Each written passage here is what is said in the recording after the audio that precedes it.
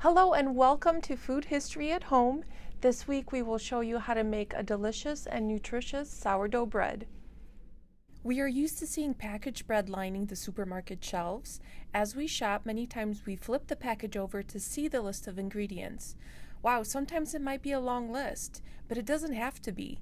Did you know that you could make bread at home with just 3 ingredients? Flour, water, and salt. But let's get to that later. First, some history about bread. Bread has been around for a very long time, and most cultures have different versions of breads that are a main staple in their diets.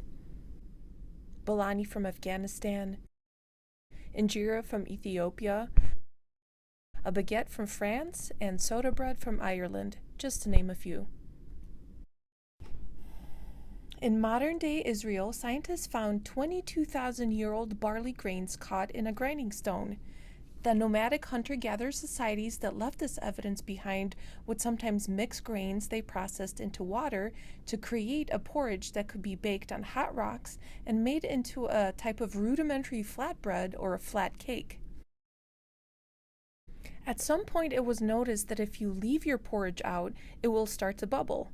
That bubbling was a natural fermentation that soured the porridge, and if you baked it, it would create a beautiful, soft, portable food that we know as bread. The first known leavened bread made with semi-domesticated yeast using barley and emmer wheat dates back to around 1000 BC in Egypt. Now let's test out a bread recipe with a local baker from Crystal Lake. Hi, my name is Molly Goins, and today I'll show you how to make a sourdough bread. In order to make a sourdough bread, first you'll make a starter by combining water and all-purpose flour. This process takes about 5 days, and you will need to feed the starter with equal amounts of fresh water and flour once every 24 hours, discarding all but a few tablespoons each time you feed. This is a way to cultivate wild yeast to be used for baking. The yeast and microbes that naturally live in the air get trapped in water and flour.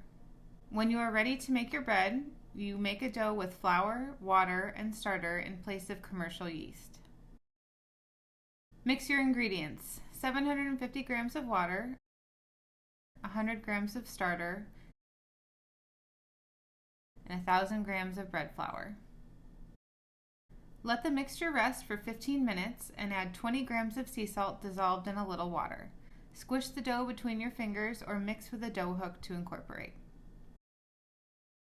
Let the dough rise for 8 hours, stretching and folding every 30 minutes at least twice before shaping. Then shape the dough into a ball and place in a proofing basket made out of natural wicker. Let rise for an additional 1 to 2 hours or until puffy. Preheat your oven as high as it will go, usually to 500 degrees with your baking vessel inside. I'm using a cast iron Dutch oven. Once you place your bread in the oven, turn down the temperature back to 450 degrees. Then bake for 25 minutes with the lid on and bake for an additional 20 minutes with the lid off. Here's the delicious finished product. Let it cool in a wire rack at least an hour before enjoying.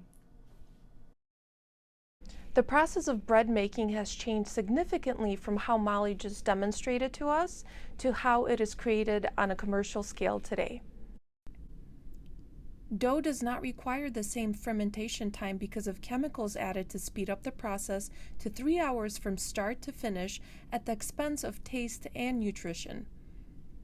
In a bit of local history, there was once a flourishing bakery in Marengo, Bray's Bakery.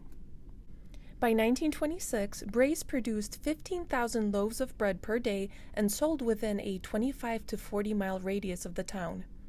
Sadly, they closed their doors in 1938.